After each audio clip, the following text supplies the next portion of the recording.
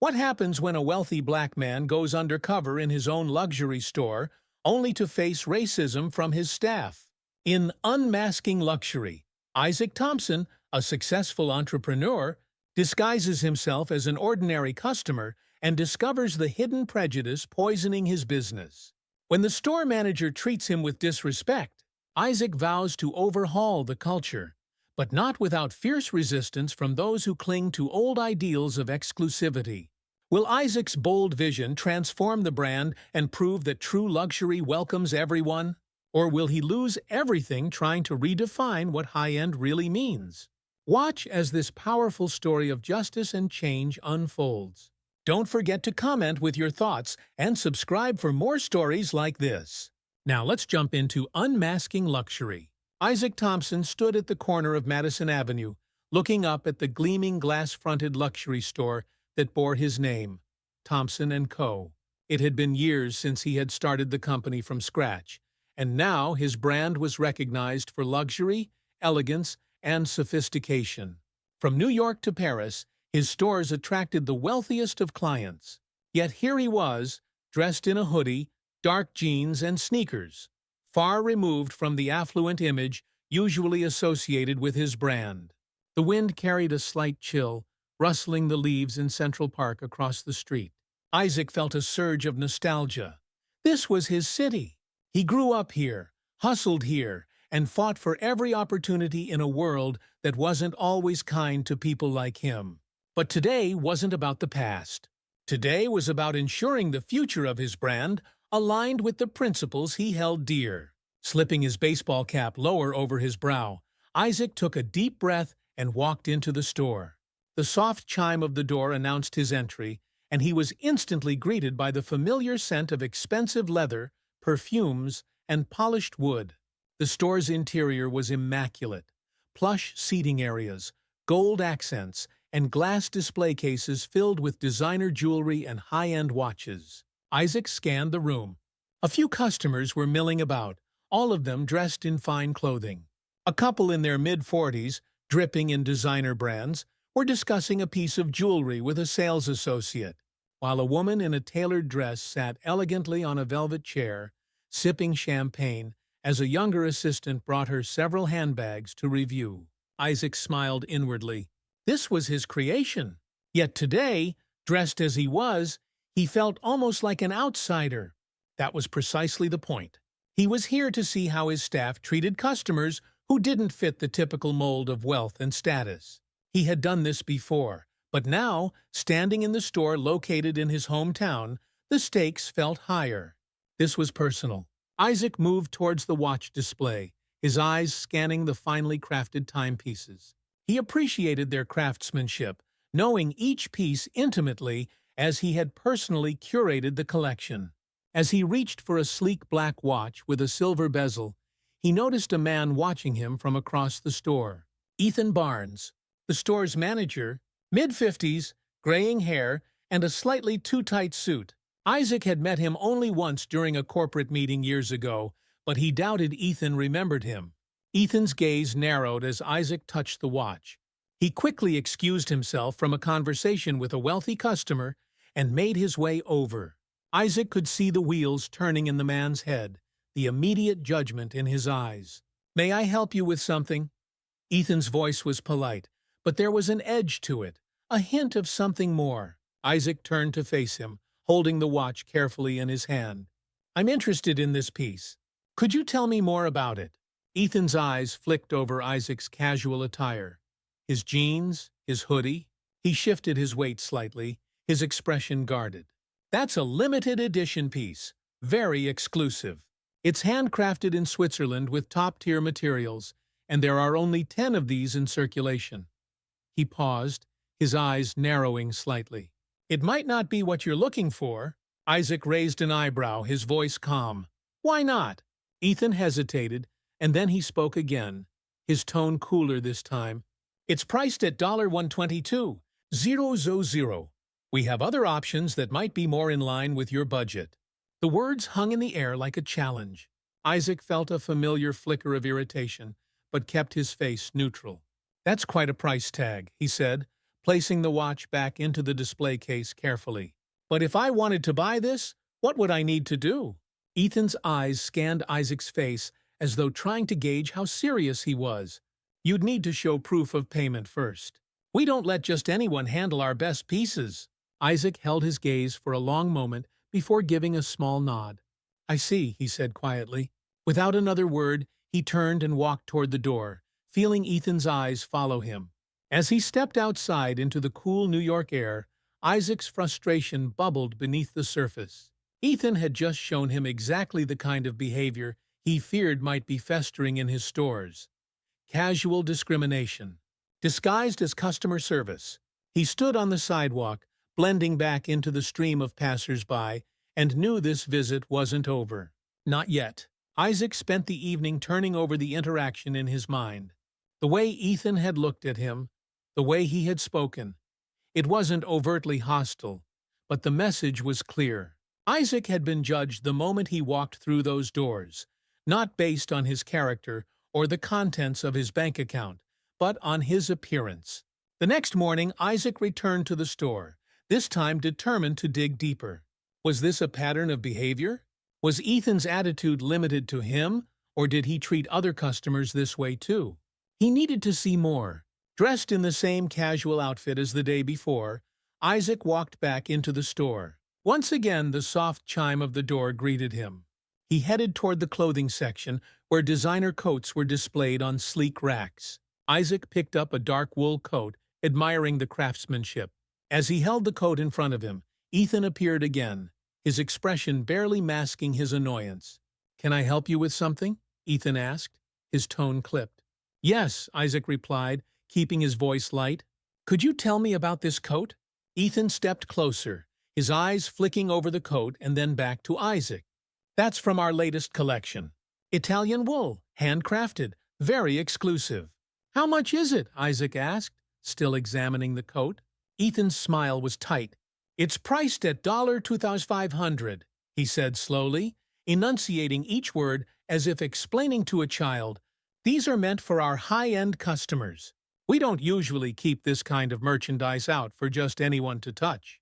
Isaac's grip on the coat tightened slightly, but his tone remained neutral. "So you keep certain items out of reach for regular customers?"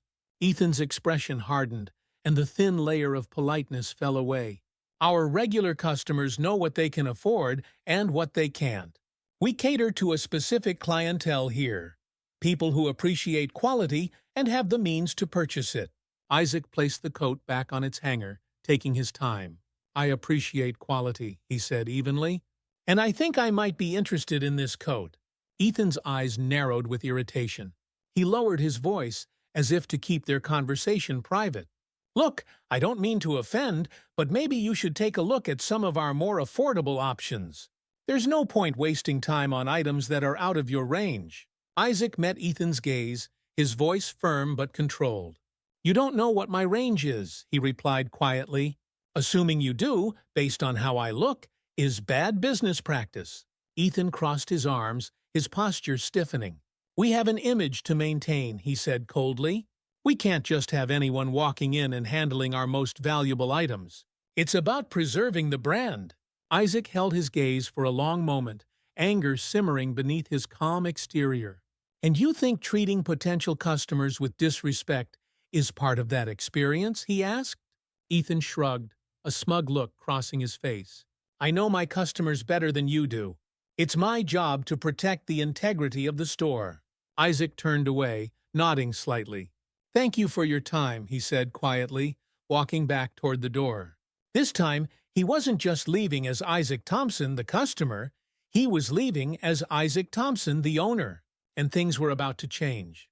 This setup, with rising tension between Isaac and Ethan, sets the stage for an emotionally charged exploration of systemic racism and class-based prejudice in a high-end luxury store. As Isaac prepares to confront Ethan and the toxic culture he has cultivated, the story is poised to reach a powerful climax, where justice and accountability take center stage. This part builds the foundation, slowly escalating the stakes while drawing readers deeper into the world of luxury, power, and hidden bias. The sun was just beginning to rise over New York City as Isaac sat in his downtown apartment, his laptop open in front of him. His fingers tapped rhythmically against the keyboard as he pulled up his notes. He had gone undercover in his own store and seen the casual racism firsthand. But now, he needed to know if this was an isolated incident, or if it extended beyond Ethan. Isaac leaned back in his chair and stared out at the skyline. He had spent his life building a brand that stood for luxury, yes, but also for inclusivity. He had worked hard to make sure that everyone who walked through his doors, regardless of their background, felt like they belonged. But now, after the treatment he'd received, he wondered if that vision had slipped through the cracks. He needed to test his employees to see if this toxic culture was festering across the whole team, or if it was just a result of Ethan's influence. That morning, Isaac had arranged for several mystery shoppers, people from different racial backgrounds, varying ages, and styles of dress, to visit the store. They would pose as regular customers, and their experiences would give Isaac the data he needed.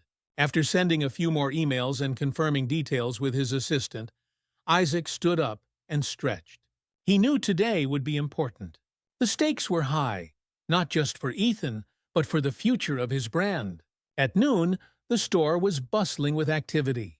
Shoppers moved between the various displays of designer clothing, jewelry, and accessories. Ethan stood by the counter, watching everything closely, his ever-present frown deepening each time a casually dressed customer walked through the door. First to arrive was Elena Perez, a Hispanic woman in her late 20s, dressed in jeans and a simple blouse. She wandered over to the handbags, admiring the craftsmanship. Ethan spotted her immediately and moved in, his eyes scanning her from head to toe. His expression was the same as it had been with Isaac, a mix of disdain and thinly veiled judgment. "Can I help you?" he asked, his voice cool. Elena smiled politely. "Yes, I was wondering if you could tell me about this bag." Ethan barely glanced at the handbag before responding. "It's one of our more affordable options," he said dismissively. "Perhaps you'd like to look at something a little more within reach?" His tone left no room for doubt. He didn't believe she could afford anything here. Elena's smile faltered, but she nodded, thanking him before walking away. Next was Darren Johnson, an African-American man in his early 40s, dressed sharply but casually in a button-up shirt and slacks. He made his way to the watch display, much like Isaac had, and began browsing the collection. Ethan didn't waste any time. "Can I help you find something?" he asked, his tone sharper than before. Darren smiled. "Yeah, I was looking at this watch. Could you tell me more about it?" Ethan's eyes narrowed slightly. "That's a very high-end piece," he said, clearly implying Darren didn't belong in that part of the store. "We have other options that might be more in line with what you're looking for." Darren's smile faded, but he stayed calm. "I'm interested in this one, actually. How much is it?" Ethan hesitated, then replied, "It's $120,000. His tone dripped with skepticism, as if he couldn't imagine Darren paying for such an expensive piece. Darren nodded thoughtfully, but the frustration was visible in his eyes. He thanked Ethan and walked away, his posture tense. This pattern repeated itself with every mystery shopper Isaac had sent. Linda Wu, an Asian woman in her 30s, was directed toward cheaper items the moment she entered the store. Akeem Daniels, a black teenager wearing sneakers and a hoodie, was ignored altogether. Meanwhile, wealthier-looking customers like Kathy Reynolds were treated like royalty, with Ethan and the sales staff falling over themselves to provide the best service possible. Isaac, watching from a distance, felt his frustration building. It wasn't just Ethan. This attitude of exclusion, this culture of judging people based on their appearance, had spread through his store like a virus. It was clear that changes needed to be made. Big changes. Later that afternoon, after the mystery shoppers had left, Isaac decided it was time. He returned to the store once again, but this time his purpose was clear. He wasn't here to observe anymore. He was here to confront Ethan directly. The store was quieter now, with only a few customers browsing. Ethan was standing near the counter, his back turned to Isaac as he typed something into his phone. Isaac approached slowly, his eyes locked on the manager. "Ethan!" Isaac called out, his voice firm. Ethan turned, and for a moment, confusion crossed his face. But when he saw Isaac's casual attire again, his expression shifted to annoyance. "You again?" he muttered.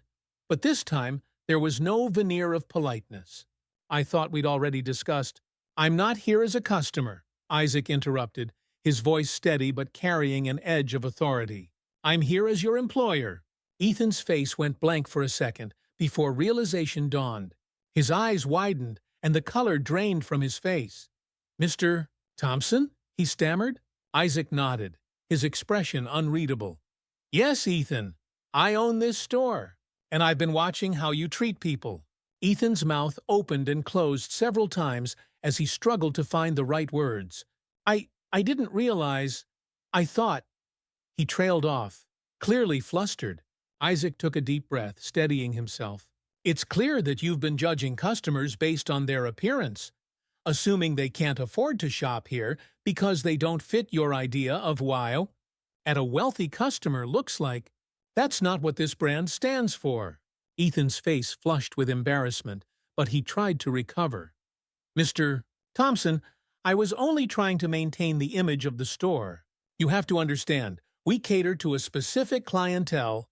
"I know exactly who our clientele is," Isaac cut him off. "But that doesn't give you the right to treat people like they don't belong. Luxury isn't about excluding people based on how they look.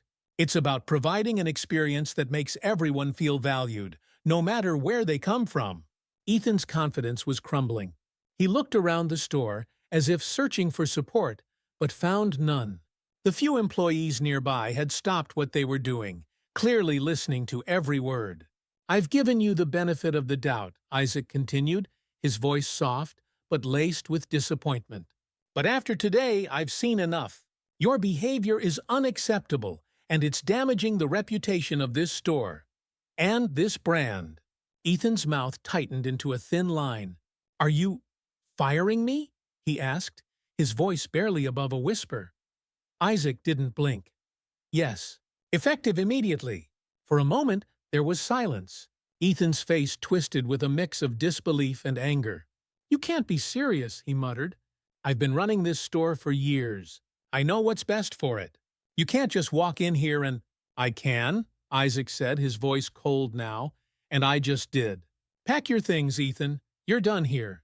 Without waiting for a response, Isaac turned on his heel and walked away, leaving Ethan standing there, stunned. By the next morning, news of Ethan's firing had spread throughout the store. The staff was buzzing with rumors, each employee speculating about what had happened and what would come next. Some were relieved. Ethan's domineering presence had made the store a hostile environment for many of them. Others were worried, unsure of what the future held. Sarah Lawson, one of the younger sales associates, felt a mixture of both. She had seen Ethan's discriminatory behavior firsthand, had watched as he dismissed customers he deemed unworthy of the store's products. But now that he was gone, she wondered what would happen to the store, and, more importantly, what would happen to her job. It wasn't long before Isaac called a staff meeting. The employees gathered in the back of the store, their expressions tense as they waited for him to speak. Isaac stood at the front of the room, his arms crossed as he surveyed the group. "I'm sure by now you've all heard about Ethan's departure," he began, his voice calm but firm. "I want to make it clear that this decision wasn't made lightly. Ethan's behavior was damaging to the culture of this store and to the values of this brand." The room was silent as the staff listened intently. "I founded this company on the principle that luxury is not just about wealth," Isaac continued. "It's about creating an environment where everyone feels welcome, where everyone is treated with respect. That's not what's been happening here, and that needs to change." The employees shifted nervously, exchanging glances with one another. "I'm not here to scare anyone," Isaac said, his tone softening slightly. "I'm here to let you know that things will be different moving forward. We will be implementing new training programs to ensure that everyone who works here understands the importance of inclusivity and respect. And if anyone has any concerns, my door is always open." As Isaac wrapped up the meeting, the tension in the room began to ease. There was still uncertainty, but there was also hope. The toxic atmosphere that had permeated the store for so long was starting to lift, and with it, the possibility of a new beginning. After Ethan's dismissal, the atmosphere in the store shifted, but the tension was far from over. Isaac could feel the uncertainty hanging in the air like a fog. He'd made a powerful move by firing Ethan, but the work was just beginning. Walking through the store, Isaac could sense the wariness in the staff. Some seemed relieved, while others were cautious, unsure if they could trust the changes that were coming. That afternoon, as he strolled past the rows of designer clothing, he overheard a conversation between two sales associates. "I still can't believe Ethan's gone," whispered Mark, one of the longer-serving employees, his voice laced with disbelief. "I mean, sure, he was harsh, but he knew how to run this place." Rachel, a newer hire, shook her head. "He knew how to run people out of this place," she murmured. "I've seen him turn away customers who could have easily afforded anything in here just because they didn't look the part." Isaac paused, taking in their words. He had hoped that firing Ethan would be a clear message, but it was clear there was more to address than just one man's prejudice. There was a mindset, a toxic culture, that had taken root in his store. Ethan's actions had only been a symptom of a deeper problem. If Isaac was going to fix this, he had to dig deeper. Later that day, Isaac called Sarah Lawson, the young sales associate who had caught his attention during his visits, into his office. Sarah had always been quiet, but Isaac had seen flashes of something stronger in her, a willingness to challenge the status quo even if it scared her. He sensed that she had been deeply affected by Ethan's behavior, but hadn't felt empowered to speak up. Sarah entered Isaac's office nervously, her hands clasped tightly in front of her. Her brown hair was pulled back into a neat ponytail, and her uniform was perfectly pressed, but there was a flicker of unease in her eyes. "Sarah, please sit," Isaac said, gesturing to the chair across from him. "I wanted to talk to you about the changes we're making in the store. I've noticed you've been quiet about everything that's happened with Ethan." Sarah hesitated before speaking. I just didn't want to cause any trouble," she said softly. "I've only been here for a year, and Ethan made it clear that we had to follow his way of doing things." Isaac nodded. "I understand. But that's exactly what I want to change. I want this store to be a place where everyone feels comfortable. Not just the customers, but the employees, too." Sarah looked down at her hands. "It's just, I've seen what happens when someone tries to challenge him, or even suggests doing things differently. People got written up or made to feel like they didn't belong." Isaac's heart sank. This was what he had feared, that Ethan's behavior hadn't just affected customers, but the very people who worked under him. "Sarah, you don't have to be afraid anymore. Ethan is gone, and things are going to be different around here." Sarah finally met Isaac's gaze. "I want to believe that," she said quietly, "but it's hard. The other employees, some of them still look up to him. They think that being exclusive and selective is what makes the store successful." Isaac leaned forward, his voice gentle but firm. "Luxury isn't about turning people away, Sarah. It's about offering an experience that makes people feel special, no matter who they are. I want you to help me change that here. You've got a good sense for people, and I think you can be part of the leadership team that brings this store back in line with our values." Sarah's eyes widened in surprise. "You want me to be part of the leadership team?" Isaac nodded. "Yes, I see potential in you, and I want you to help guide the staff through these changes. We're going to make this place better, and I need people I can trust to lead that charge." A small, hesitant smile crept across Sarah's face. "I'll do my best, Mr. Thompson." Isaac smiled back. "That's all I ask." The next few weeks saw the beginning of sweeping changes in the store. Isaac implemented a new inclusivity and customer service training program for all staff. Sarah, now officially promoted to assistant manager, took on the task of organizing the sessions and working closely with the team. However, not everyone embraced the new direction. Some of the store's most regular and wealthy clients, like Kathy Reynolds, a well-known socialite, began to complain. Kathy had been a loyal customer for years, but she valued exclusivity above all else. To her, part of the appeal of shopping at Thompson & Co. was the feeling that she belonged to a select elite group of people. One afternoon, Kathy entered the store, her high heels clicking sharply against the marble floor. She was greeted by Sarah, who had been trained to treat all customers with equal care, but Kathy's tone was icy from the start. "I hope this place isn't going to start catering to just anyone now," Kathy said, her voice dripping with disdain. "I've heard about these changes, and I have to say, I'm not thrilled. I come here because it's exclusive, because I know the kind of people who shop here. You're not going to let just anyone walk through these doors, are you?"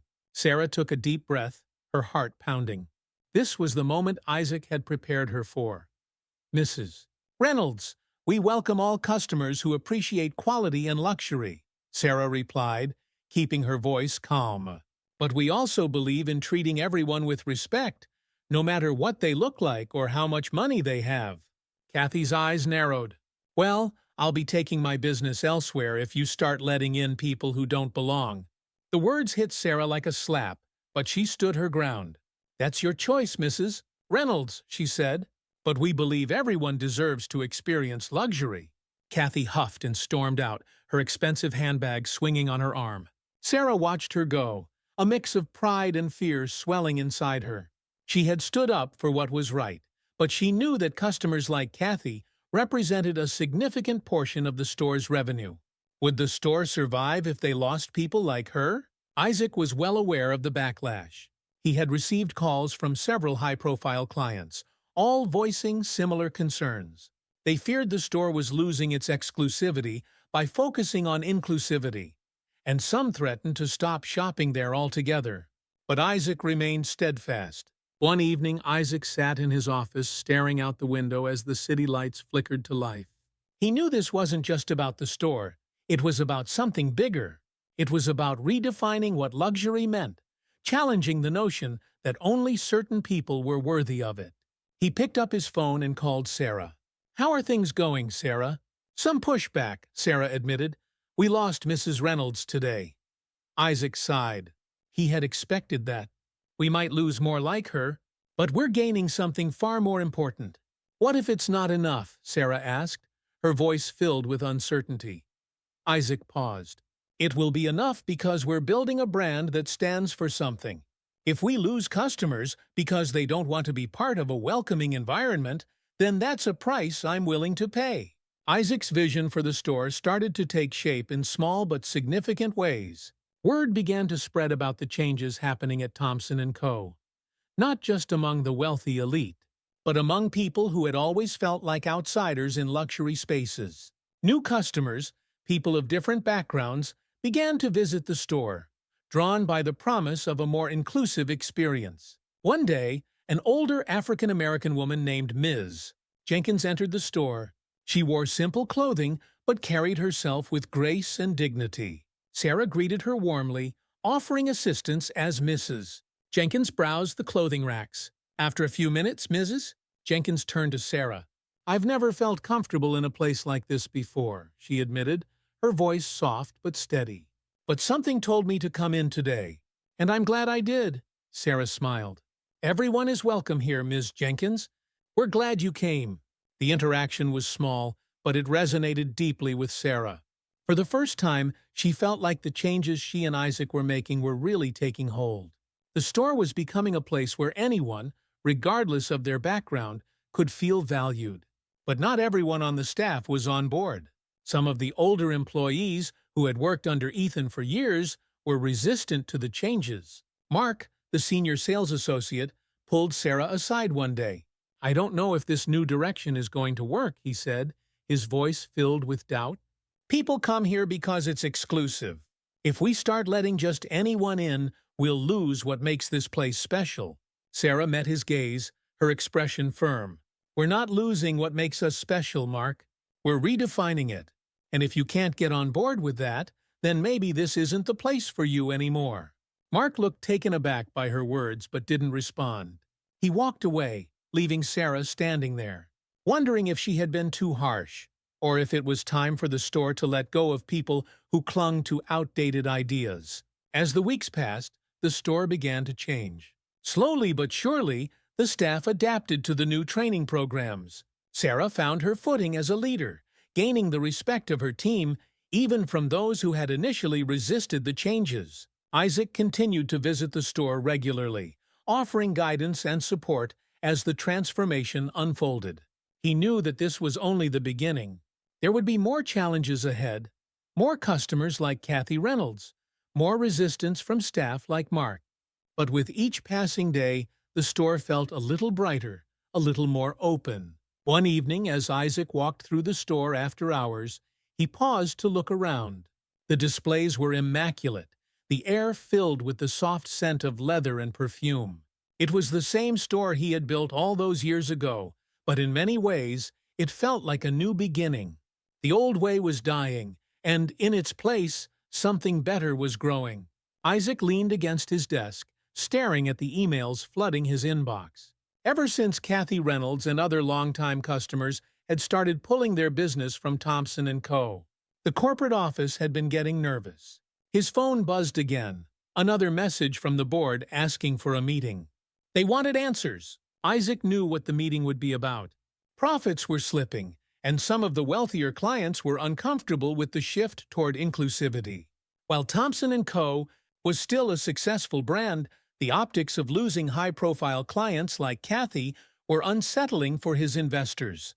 But Isaac had made a promise, to himself, to his employees, and to his customers, that his stores would not be places where people were judged based on appearance. And he wasn't about to back down now. Isaac's assistant, Lisa, knocked on his office door. The board meeting is set for tomorrow morning at 9 a.m. They want to discuss the recent customer feedback and the dip in sales. Isaac nodded, pushing himself away from the desk. Thanks, Lisa. I know what they want. Let them know I'll be there, and I'll address their concerns. Lisa hesitated for a moment, her face clouded with worry. Are you sure you want to go into that meeting alone? I've seen the emails. Some of them think the changes you're making are too drastic. Isaac sighed. I know. But this isn't just about profits. It's about the kind of brand we want to be. I'll handle it. The next morning, Isaac walked into the sleek, glass-walled conference room at the corporate headquarters. The tension in the room was palpable as he took his seat at the head of the table. The board members were already there, dressed in tailored suits, their expressions a mixture of concern and impatience. Isaac, Martin Taylor, the head of the board, began, adjusting his glasses. We've been reviewing the recent performance reports. There's been a noticeable decline in revenue, particularly from some of our high-end clients. We understand that you've been making changes to the store's culture, but we're concerned about how it's affecting the bottom line. Isaac leaned forward, his expression calm but resolute. I'm aware of the dip in revenue, but I believe it's a temporary adjustment. We're in the process of redefining what Thompson & Co. stands for, and I believe the long-term benefits will outweigh any short-term losses. Another board member, Victoria Fields, frowned. We've had multiple complaints from customers who feel like the store is losing its exclusivity. These are people who have been loyal to the brand for years. How do you expect us to maintain our luxury reputation if we start catering to just anyone? Isaac's jaw tightened, but he kept his voice steady. This brand was built on more than just exclusivity. It was built on quality and experience. I'm not suggesting we lower our standards. I'm saying we should expand the idea of what luxury means. It's about treating every customer with respect, regardless of their background or how they dress. Luxury isn't about keeping people out. It's about making them feel special. Martin sighed, rubbing his temples. Isaac, we appreciate your vision. But the reality is, this is a business. We can't afford to alienate our core clientele. If we keep losing customers like Kathy Reynolds, the long-term impact could be significant. Isaac leaned back, taking a deep breath. He knew this was coming, but it didn't make it any easier to hear. I understand the risks, he said slowly, but I'm willing to take them. I believe in this vision, and I believe it's the future of the brand. If we continue to alienate customers based on appearance or assumptions about wealth, we're no better than any other luxury store that clings to outdated ideas. I want Thompson & Co. to stand for something more.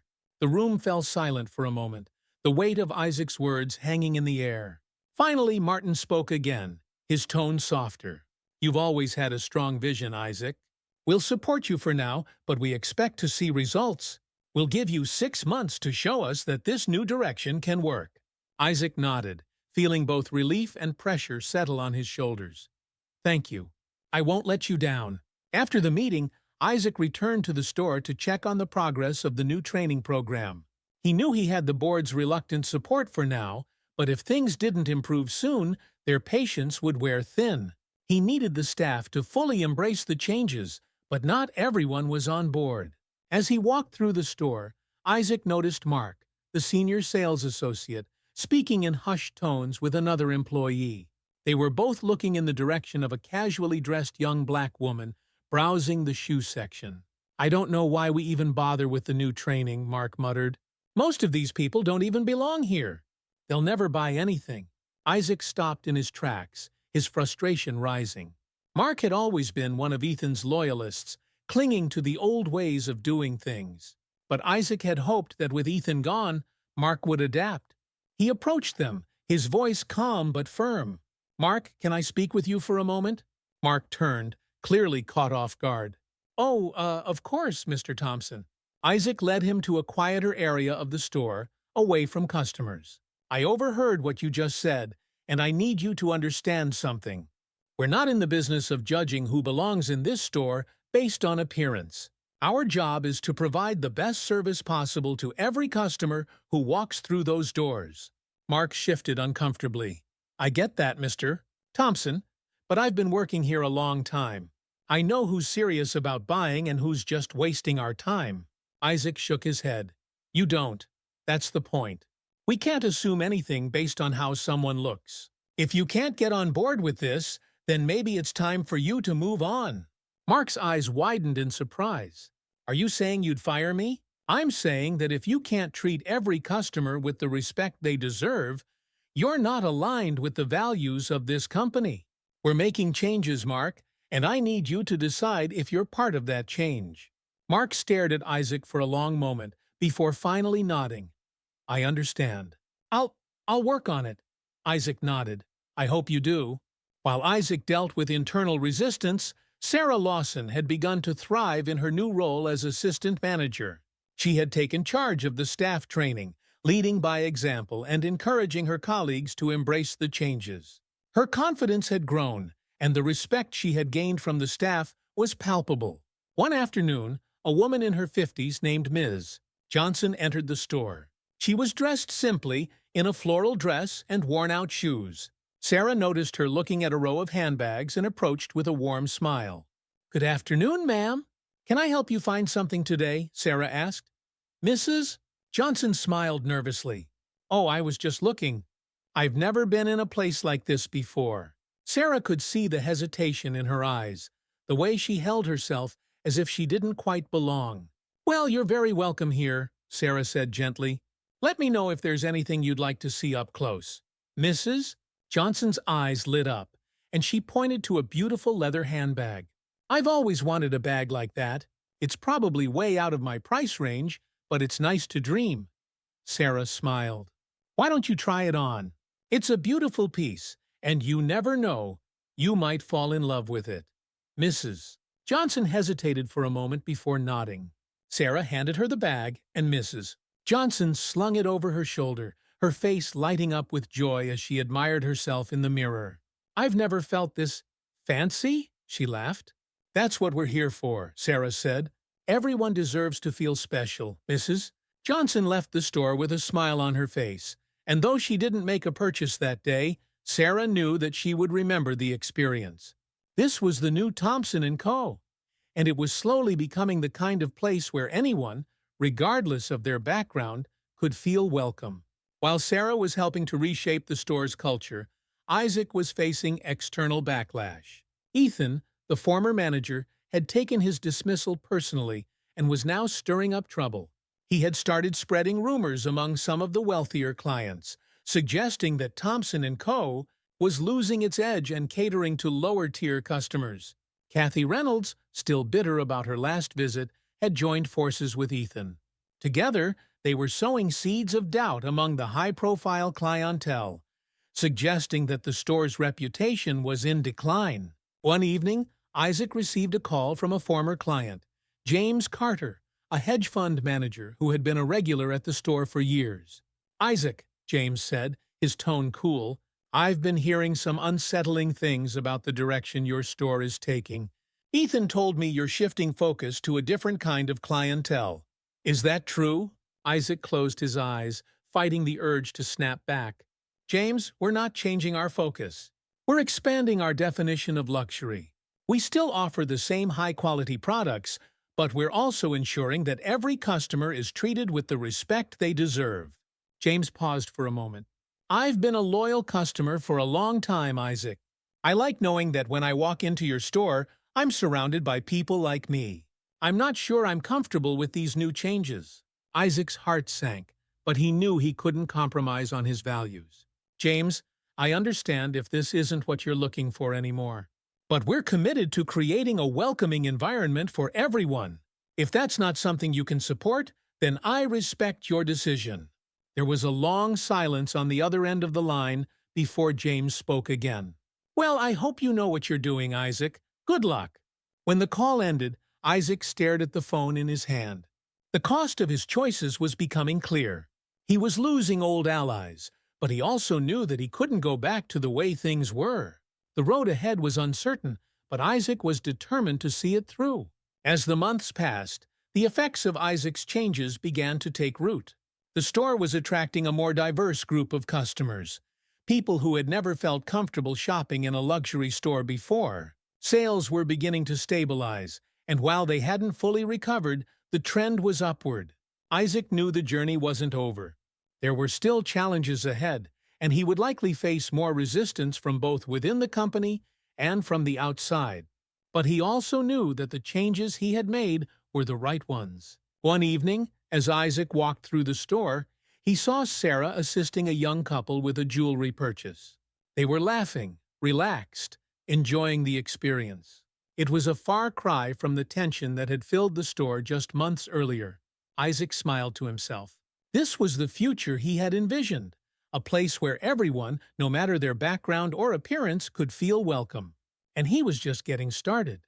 3 months after the board meeting, Isaac sat at his desk reviewing the latest sales reports. The numbers were finally starting to rise. Slowly but surely, the changes he'd implemented were having an impact. More and more, Thompson & Co. was becoming a place where everyone could experience luxury, regardless of their appearance or background. But the journey wasn't without its sacrifices. The loss of longtime clients like Kathy Reynolds and James Carter had left its mark on the business. Revenue from elite customers had dropped sharply, and some of the older staff, like Mark, still resisted the new culture.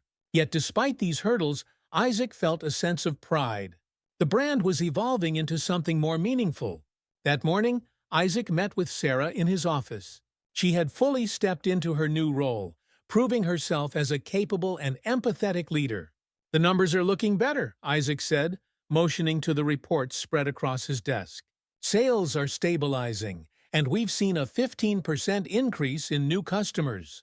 "That's significant," Sarah smiled, a sense of relief washing over her.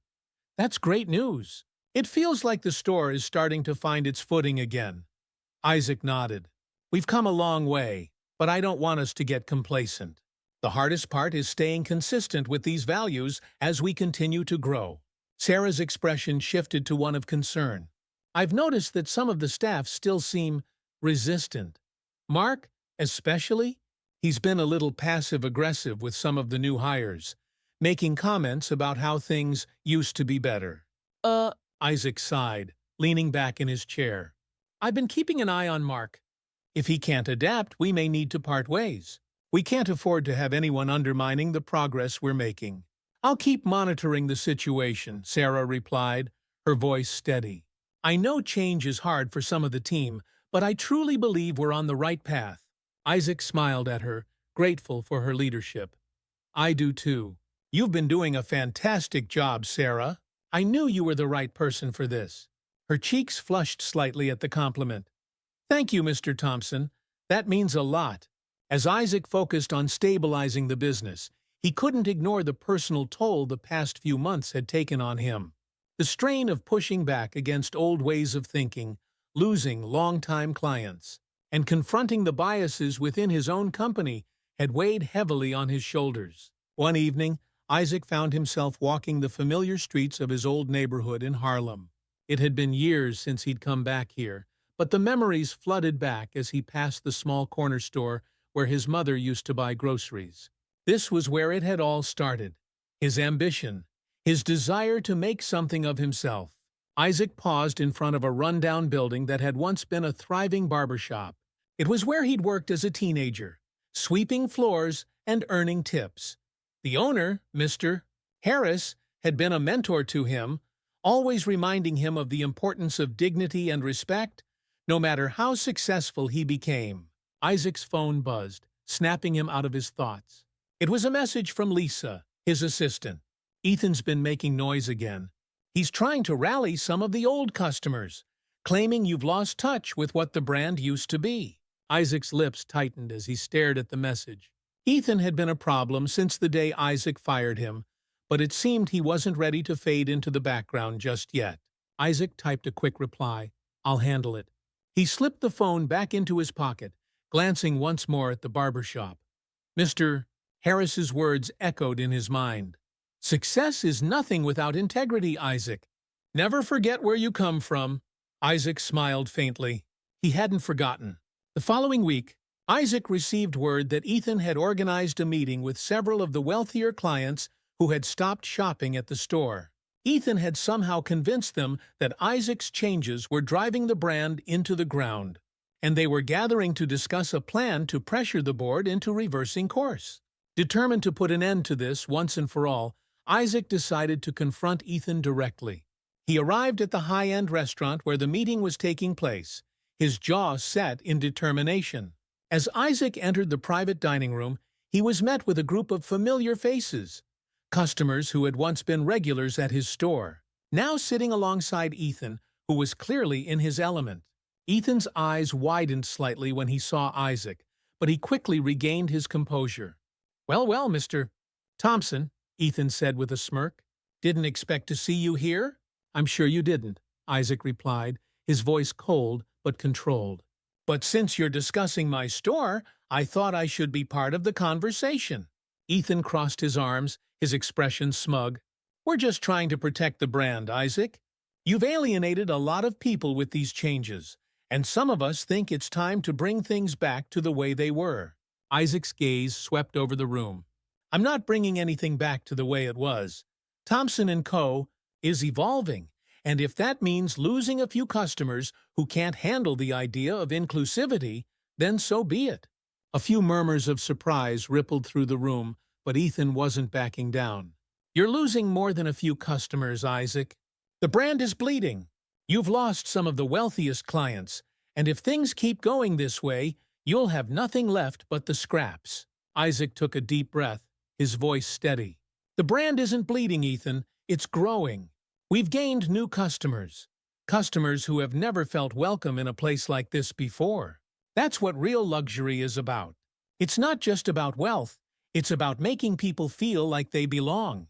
One of the former clients, Robert Jacobs, spoke up. "But the exclusivity was part of the appeal. If anyone can walk in and shop here, it loses that special quality." Isaac met Robert's gaze. "Exclusivity doesn't have to mean exclusion.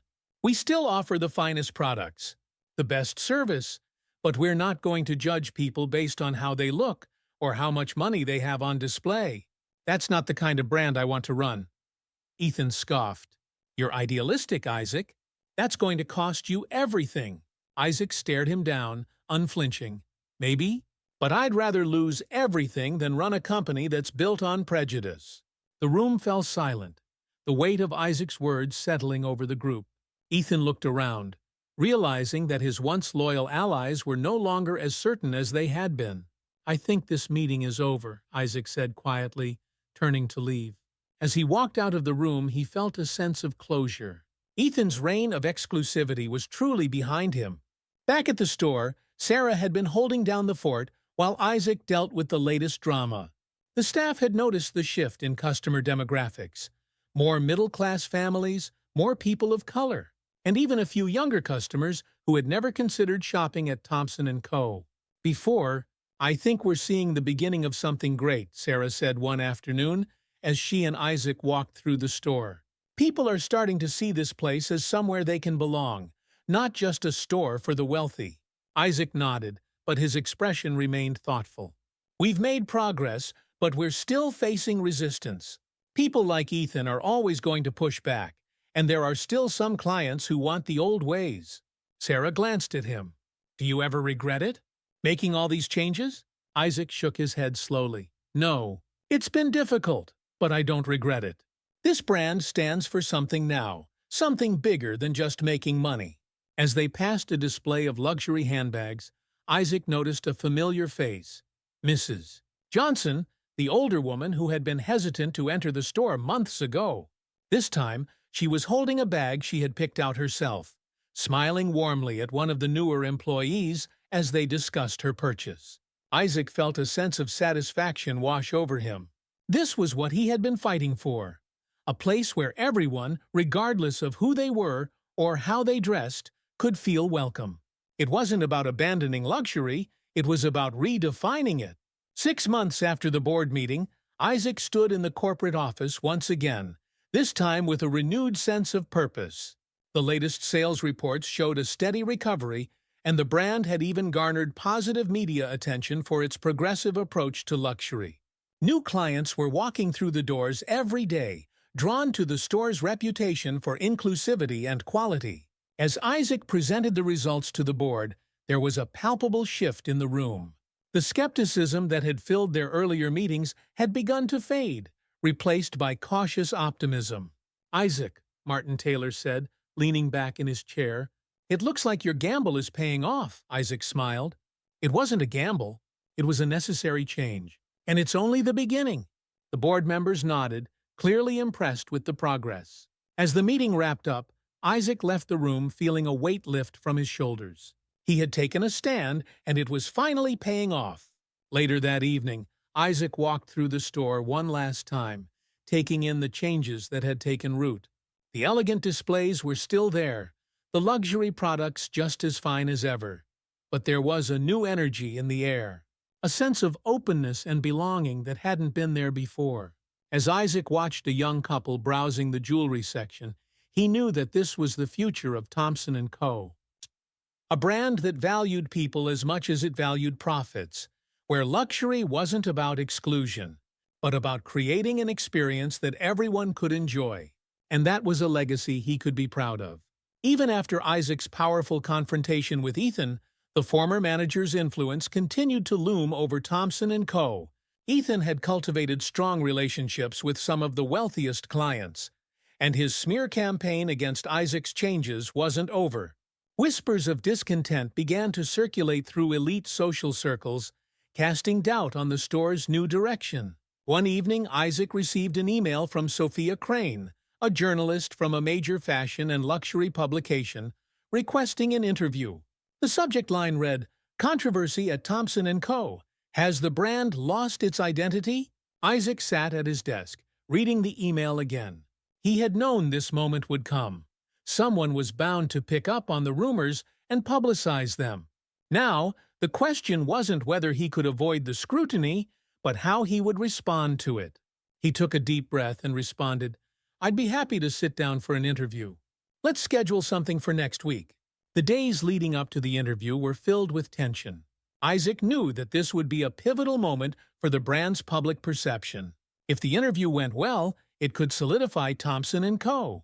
as a progressive leader in the luxury market. But if it went poorly, it could fuel the narrative that the brand had lost its way, catering to a less exclusive clientele. Sarah noticed the strain on Isaac.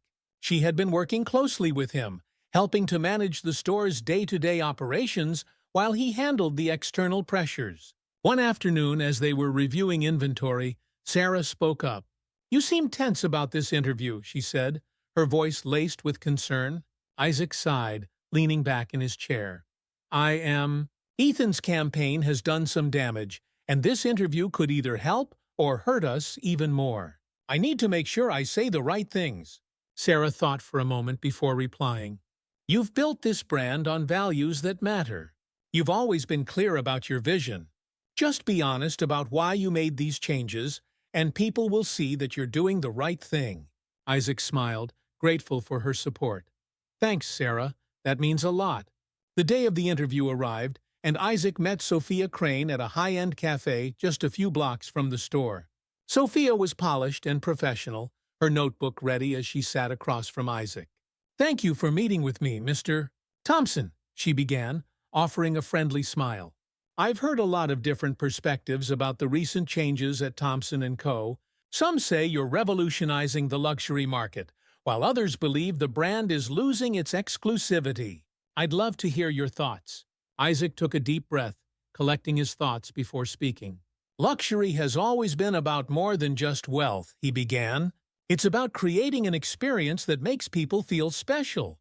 For a long time, the industry has operated under the assumption that exclusivity, excluding certain people based on how they look or what they wear, is what defines luxury. But I don't believe that's true anymore. Sophia leaned forward, her pen poised. So you're saying you've moved away from the traditional model of luxury? Isaac nodded. Yes, we still offer the finest products and the best service, but we're expanding our definition of luxury to include more people. We're making sure that everyone who walks through our doors feels valued. That doesn't mean we're lowering our standards. It means we're raising the bar for what it means to be inclusive. Sophia raised an eyebrow. But what do you say to the criticism that you've alienated some of your wealthier clients? People like Kathy Reynolds and James Carter have expressed disappointment with the changes. How do you reconcile that? Isaac's expression remained calm. I respect their opinions, but the truth is, we're gaining new clients. People who have never felt welcome in a luxury space before. This isn't about choosing one group over another. It's about evolving to meet the needs of a diverse and changing market. Those who appreciate quality and respect will always have a place at Thompson & Co. The interview continued for over an hour, with Isaac answering tough questions about the brand's direction, Ethan's dismissal, and the public backlash. By the end of it, he felt a sense of relief. He had spoken from the heart, and he knew that he had done everything he could to communicate his vision clearly. A week after the interview, the article was published.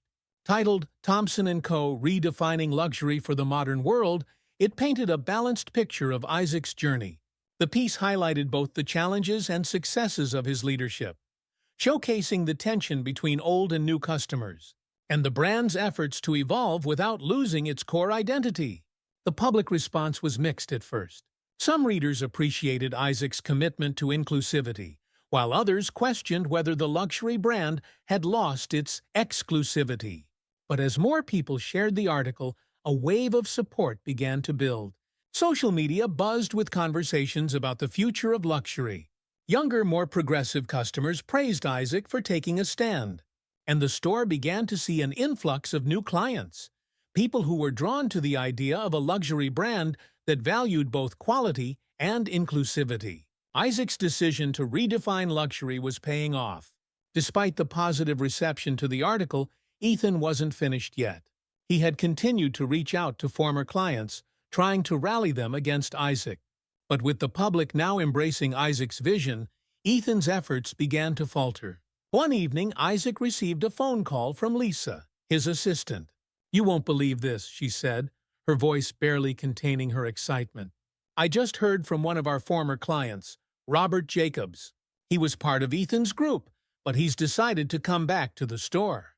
He said he realized that your vision for the brand is the future." Isaac smiled, a sense of vindication washing over him. "That's great news, Lisa. It means we're finally turning a corner." In the following weeks, more and more clients who had once sided with Ethan began to return to the store. The tide was turning, and it became clear that Ethan's influence was waning. Eventually, he faded from the luxury scene entirely, his campaign against Isaac and Thompson & Co. a distant memory. Isaac had won. With the threat of Ethan behind him and the store's new direction solidifying, Isaac finally allowed himself to breathe. The hardest part of the journey was over, but there was still work to be done. The store's reputation was recovering, and the influx of new customers was proof that Isaac's gamble on inclusivity had been the right decision. One afternoon, as Isaac stood by the jewelry display, watching customers move through the store, he noticed a familiar face. Ms. Jenkins, the older woman who had once felt out of place, was back. This time, she wasn't just browsing, she was purchasing the handbag she had admired months earlier. Sarah was assisting her, and as Mrs. Jenkins handed over her payment, she turned to Isaac, her eyes sparkling. "I never thought I'd see the day where I could shop in a place like this," she said. "Thank you for making it possible." Isaac smiled, his heart swelling with pride. "Thank you for being here." As he watched Mrs. Jenkins leave the store, her new handbag swinging proudly on her arm, Isaac knew that this was the true measure of success. It wasn't about catering to the wealthiest clients. It was about creating a space where everyone could experience luxury, no matter who they were. And that, more than anything, was the legacy Isaac wanted to leave behind. Isaac stood at the window of his office, gazing out at the bustling city streets below. The sun was beginning to set, casting a golden glow over New York City. He reflected on the past year, the battles he'd fought, the losses he had endured, and the ultimate victory he was now savoring. Thompson & Co. was thriving again, but not in the way it once had. It had evolved into something more meaningful, more inclusive, and Isaac felt a profound sense of pride.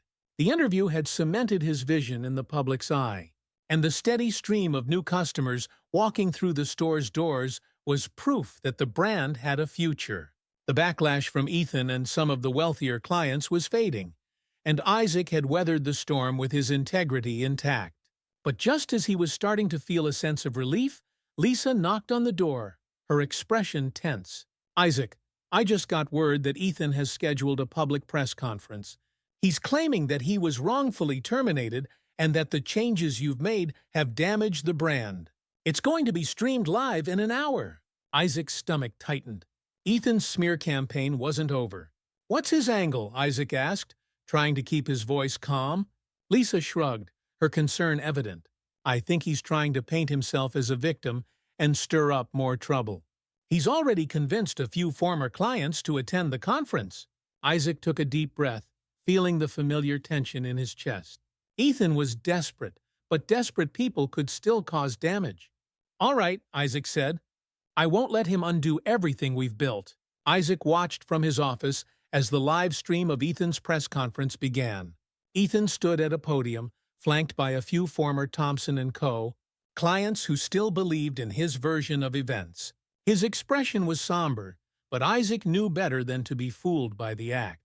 "Ladies and gentlemen," Ethan began, his voice steady and measured, "I'm here today because I believe that Thompson & Co., the brand I helped build for so many years, is in serious trouble. Under Isaac Thompson's leadership, the store has lost its identity. What was once an exclusive, luxurious experience has been diluted in an attempt to cater to a wider audience. And I was forced out because I refused to compromise on those values."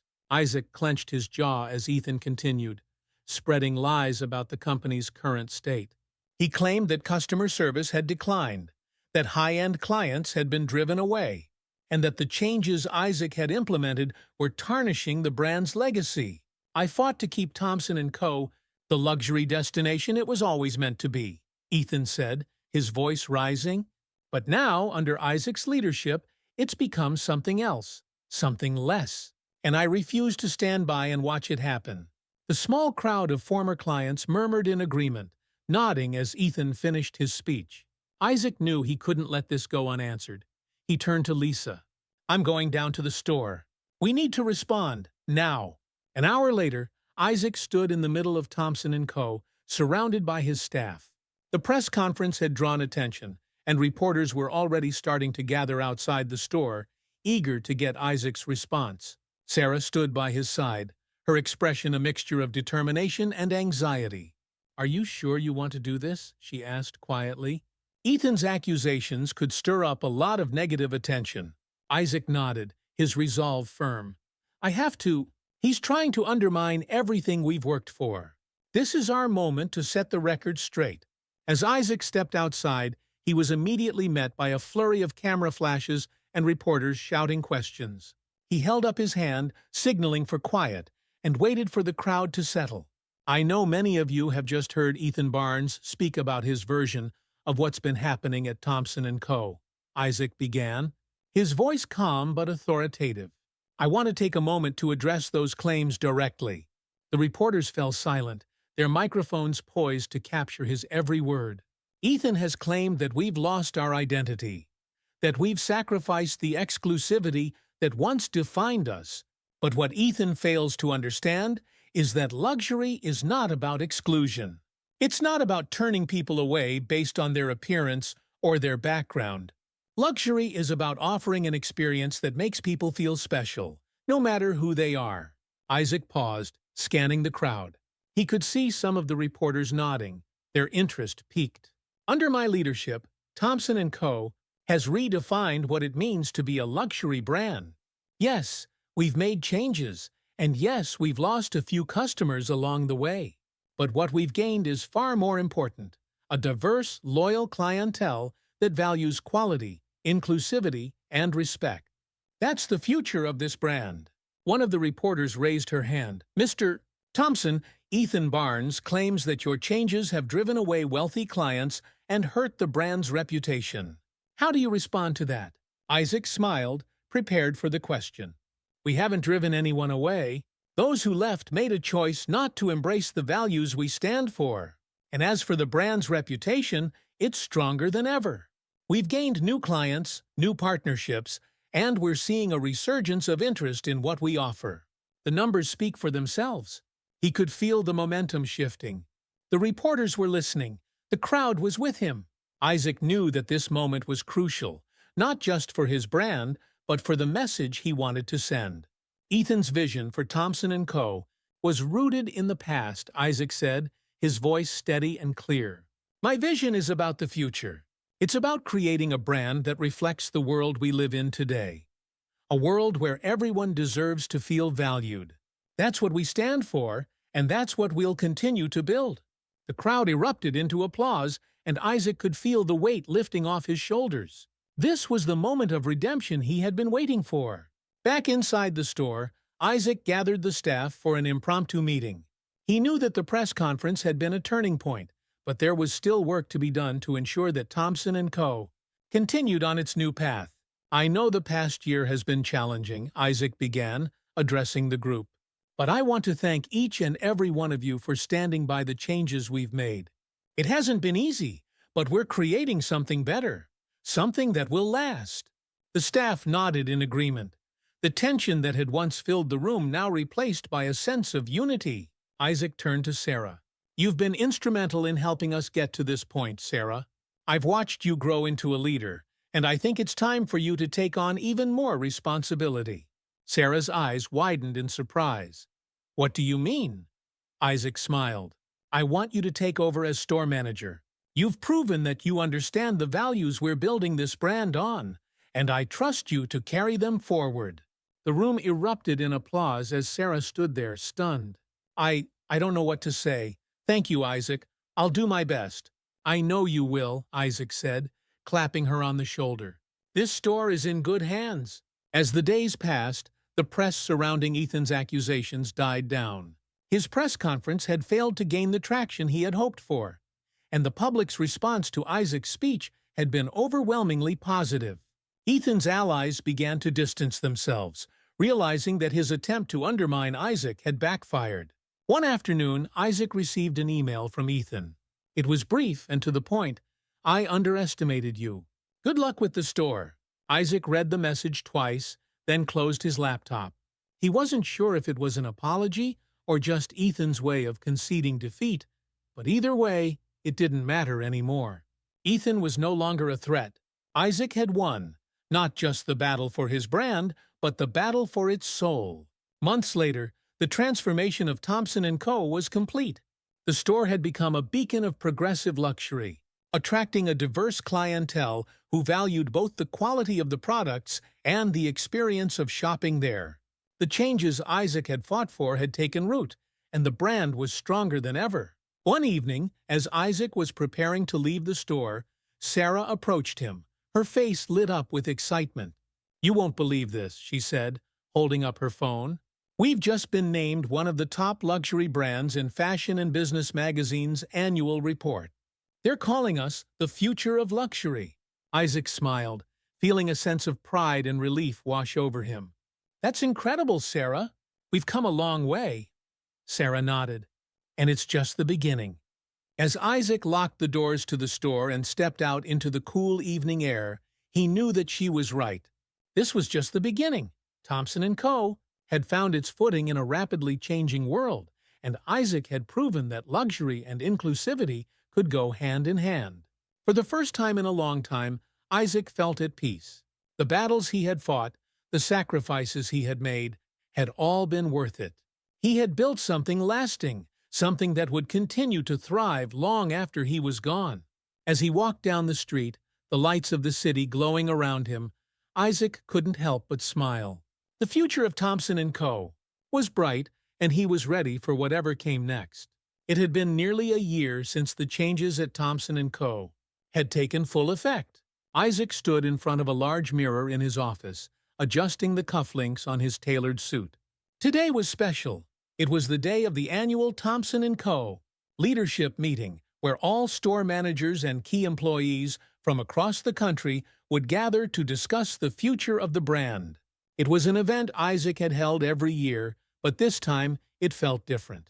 This time, the room would be filled with people who had fully embraced the vision he had fought so hard to implement. There would be no more whispers of doubt or lingering resistance. For the first time, Isaac was walking into that meeting knowing that Thompson & Co. was a unified force with a clear mission and a bright future. He took a deep breath, feeling a surge of gratitude for the journey that had brought him here. It had been tough.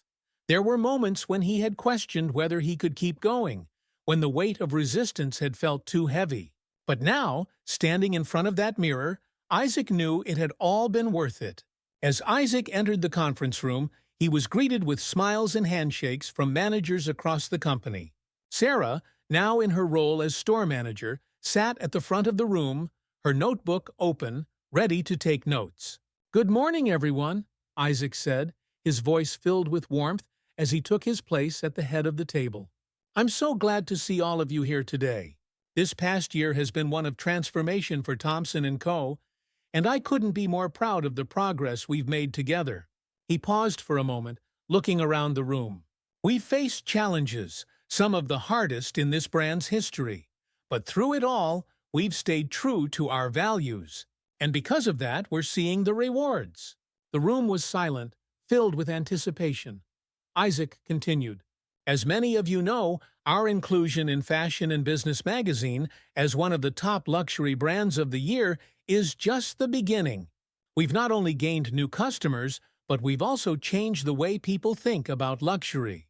We're proving that you can offer exclusivity without excluding people, that you can create high-end experiences while making sure everyone feels welcome." Sarah raised her hand. "Mr. Thompson, the feedback we've been getting from customers reflects exactly that.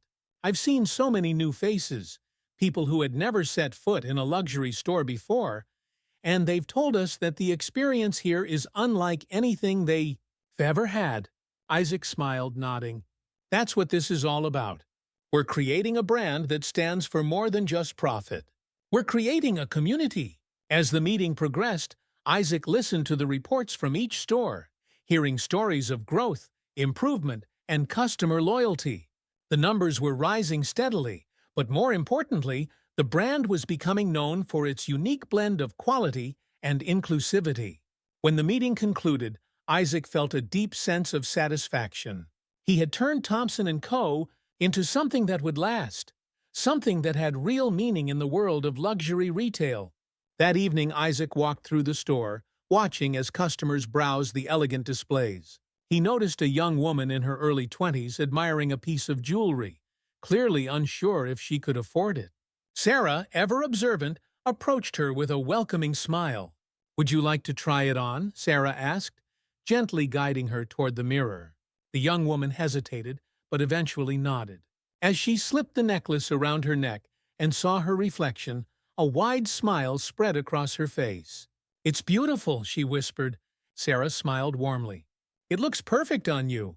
Isaac watched from a distance, feeling a swell of pride. This was what Thompson & Co. had become, a place where anyone could walk in, try on something beautiful, and feel like they belonged. It wasn't just about making sales, it was about creating experiences that stayed with people long after they left the store. As he turned to leave, Isaac was stopped by an older couple walking through the doors. They were dressed simply, but their eyes lit up as they took in the elegance of the store. "Welcome to Thompson & Co. I hope you enjoy your visit," Isaac said, greeting them with a smile. The woman glanced around, her eyes wide with admiration. "I've always wanted to come here," she said softly. "I never thought I'd be able to." Isaac's smile widened. "I'm glad you're here now. Take your time, and if you need anything, we're here to help."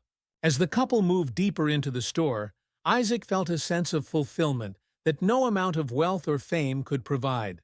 He had built something truly special, a place where luxury and humanity coexisted, where every customer was valued for who they were, not just what they could afford. A few days later, Isaac received a letter from a young woman named Lena. The letter had been handwritten, and it arrived at his office unexpectedly. As Isaac sat at his desk, he opened the envelope and began to read. "Dear Mr. Thompson," the letter began, "I don't know if you remember me, but I was in your store a few months ago. I wasn't dressed like most of your other customers, and I didn't think I could afford anything there. But one of your employees, Sarah, treated me like I mattered. She let me try on a necklace that I'd never imagined wearing, and for the first time, I felt like I belonged in a place like Thompson & Co." Isaac smiled as he continued to read, feeling a warmth spread through his chest. "I didn't buy anything that day," the letter continued, "but I wanted to let you know that the experience stayed with me. It made me realize that luxury isn't just about having money, it's about feeling special. And that's exactly what your store did for me. I just wanted to say thank you for creating a place that made me feel like I was enough." Isaac put the letter down, his heart full. This was the legacy he had hoped to create. It wasn't just about the business, it was about the people, the lives he had touched, the customers who had walked into his store feeling like they didn't belong, and who had left with a sense of confidence and dignity.